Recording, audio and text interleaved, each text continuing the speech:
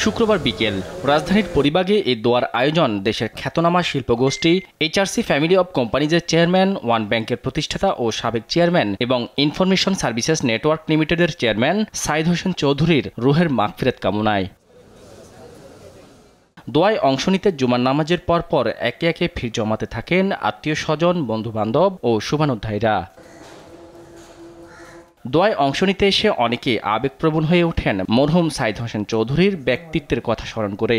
উনি কিন্তু ওনার দিক দিয়ে এইচআরসি শিপিংকে একটা অনন্য উচ্চতায় নিয়ে গিয়েছিল। ওনার মেধা, ওনার সমস্ত অভিজ্ঞতা, ওনার কানেকশন, সেগুলো দিয়ে আমি এর সাথে যতদিন পরিচয়, অত্যন্ত সৎ সুন্দর ব্যবহারের মানুষ ছিলেন, উদ্যোক্তা ছিলেন।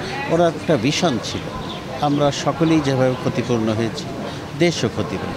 সাইদ চৌধুরী নিজের গুণে একজন বড় মাপের ব্যক্তি ছিলেন।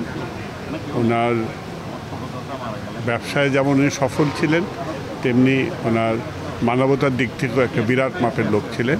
শুধু কি তাই, ব্যক্তি সাইদ হোসেন চৌধুরী নিজ প্রতিষ্ঠানের কর্মীদের কাছে কেমন ছিল আর কেমনই বা ছিল এলাকার মানুষের কাছে, সে বিষয়েও উঠে আসে মিলাদে অংশ নেয়া মানুষের কণ্ঠে। স্নেহ দিয়ে, গাইড দিয়ে, কোম্পানিতে বেঁধে রাখার, ওনার সাথে থাকার মতো উনি একটা মানুষ ছিল। উনি এই এইচআরসি শুরু করেছিল একেবারে নিজের হাতে। এইচআরসিকে এই পর্যায়ে নিয়ে যায় উনি একাই। কোনো ছেলে আজ পর্যন্ত বেকার হয়নি।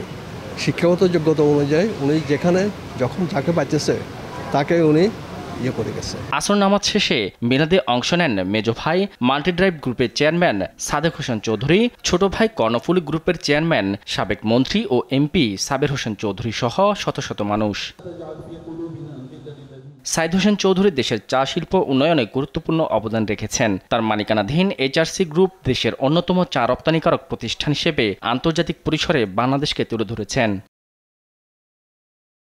এইচআরসি গ্রুপ শুধু চা শিল্প নয়, ব্যাংক, বিমা, মিডিয়া, আইটি, পর্যটন, শিপিং, আবাসন, পরিবহন, কৃষি ও খাদ্য প্রক্রিয়াজাতকরণ খাতেও দীর্ঘদিন ধরে কাজ করে আসছেন। তার এসব প্রতিষ্ঠানের মাধ্যমে হাজার হাজার মানুষের কর্মসংস্থান হয়েছে। শিল্প উদ্যোক্তা হলেও তিনি সবসময় সাধারণ মানুষের পাশে থেকেছেন। স্বাস্থ্যসেবা, দারিদ্র্য বিমোচন ও শিক্ষা বিস্তারে তার বিভিন্ন উদ্যোগ ব্যাপক প্রশংসা কুড়িয়েছেন। সমাজসেবী হিসেবেও দেশ বিদেশে তিনি বিভিন্ন পুরস্কার ও সম্মাননায় ভূষিত হয়েছেন। গত 15 জুলাই সকালে রাজধানীর ইউনাইটেড হাসপাতালে চিকিৎসাধীন অবস্থায় সাইদ হোসেন চৌধুরী শেষ নিঃশ্বাস ত্যাগ করেন। শাহাদাত নিশাদ, দেশ টিভি, ঢাকা।